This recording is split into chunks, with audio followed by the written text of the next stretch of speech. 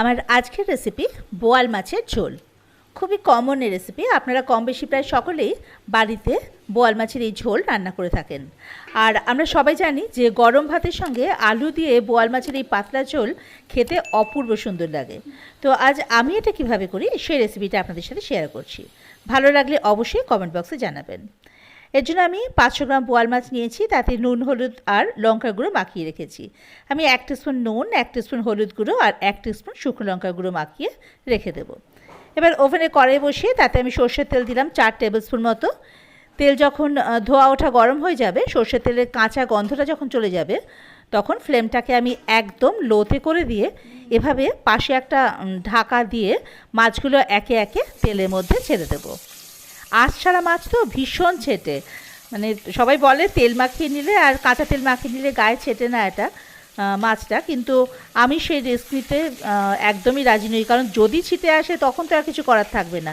তাই আমার এই ঢাল তরোয়ালে ব্যবহার আর কি এই মাছ ভাজার সময়।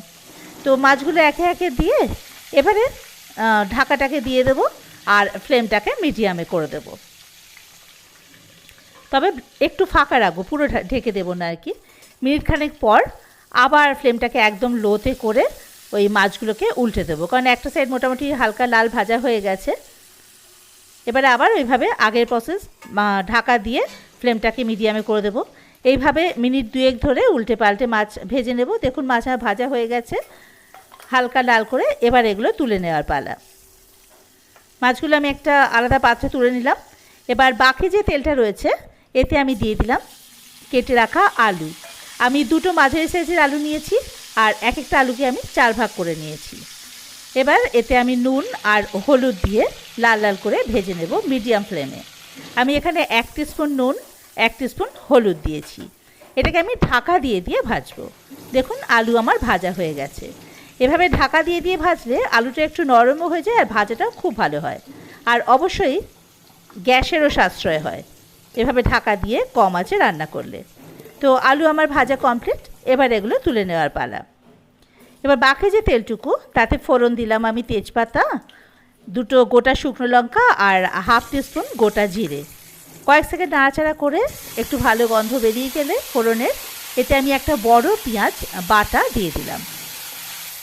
মিডিয়াম ফ্লেমে এই পেঁয়াজ বাটাটাও আমি লাল করে ভেজে নেব। খুব লাল হবে না, মোটামুটি হালকা লাল করে ভেজে নেব। মিনিট 2 নাড়াচাড়া করে নিয়েছি। এবার এতে দেবো আমি 1 টিস্পুন আদা বাটা আর 1 টিস্পুন রসুন বাটা। সব কিছু আবার খুব ভালোভাবে মিশিয়ে নেব মিনিট 2 ধরে মিডিয়াম ফ্লেমে। এবার এর মধ্যে দিয়ে দেবো জিরে গুঁড়ো 1 টিস্পুন, ধনে গুঁড়ো 1 টিস্পুন আর রঙের জন্য দিয়ে দেবো কাশ্মীরি লঙ্কার গুঁড়ো 1 টিস্পুন। সব কিছু আবার খুব ভালোভাবে মিশিয়ে নেব। ফ্লেমটাকে মিডিয়ামেই এখন রেখে দেবো। খুব ভালোভাবে কষানো হয়ে গেছে। এবারে এর মধ্যে আমি দিয়ে দেবো পরিমাণ মতো নুন। আমি এখানে 1/2 টিস্পুন নুন দিলাম, 1/2 টিস্পুন হলুদ গুঁড়ো দিলাম আর চিনি নামমাত্র 1/2 টিস্পুনেরও কম, ওই কয়েক দানা, শুধু টেস্টটাকে ব্যালেন্স করার জন্য। যে কোনো নোনতা জিনিসে একটু চিনি দিলে টেস্টটা খুব ভালো লাগে আর কি। এবার এর মধ্যে দিয়ে দিলাম 1 টিস্পুন টমেটো কেচাপ। আপনারা টমেটো বাটা দিতে পারেন, আমি টমেটো কেচাপ দিয়েছি আর কি। এবার সব কিছু একসঙ্গে খুব ভালোভাবে মিশিয়ে নেব। দেখুন মশলা খুব ভালোভাবে কষানো হয়ে গেছে। এবার এর মধ্যে ভেজে রাখা আলুগুলো দিয়ে দেব আর অল্প একটু জল দেব। জল দিলে মশলাটা পুড়ে যাবে না আর আলুর সঙ্গে খুব ভালোভাবে মিশে যাবে, খুব ভালোভাবে কষে যাবে।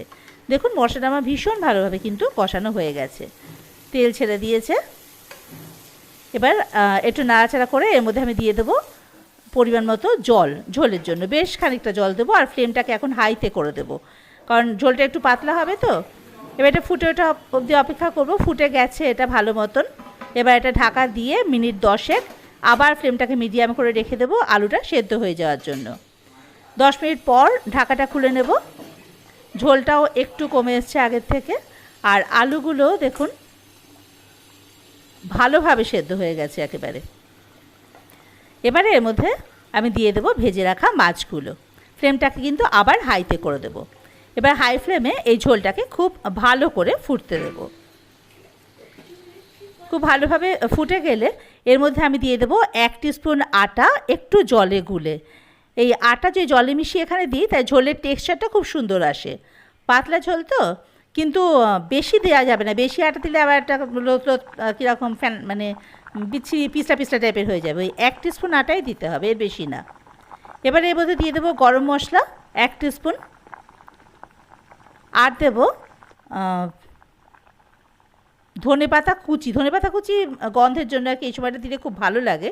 আর দিয়ে দেবো কাঁচা লঙ্কা 4-5টা মতো।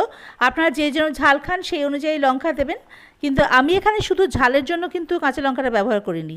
এই সময় যদি এখানে লঙ্কাটা দেওয়া যায় এর গন্ধটা কিন্তু ভীষণ সুন্দর আসে। যাই হোক, আমার রান্না তো প্রায় রেডি। এবার গ্যাসের ফ্লেমটাকে অফ করে ঢাকা দিয়ে স্ট্যান্ডিং টাইমে রেখে দেবো মিনিট খানেকের জন্য। মিনিট খানেক পর ঢাকা খুলে নিলাম, দেখুন রেডি আমাদের বোয়াল মাছের ঝোল আলু দিয়ে। গরম ভাতের সঙ্গে খেতে কিন্তু সত্যিই দুর্দান্ত লাগে এটা। এবার এটা একটা পাত্রে নামিয়ে নেওয়ার পালা। কেমন লাগলো আমাকে কিন্তু অবশ্যই জানাবেন। আর যদি ভালো লাগে আমার চ্যানেলটা তাহলে সাবস্ক্রাইব করে আমার পাশে থাকার অনুরোধ রইল। আর অবশ্যই বেল আইকনটা প্রেস করে দেবেন, যাতে করে আমি কোনো নতুন রান্না আপলোড করলে তার নোটিফিকেশানগুলো সহজে আপনাদের কাছে পৌঁছে যায়।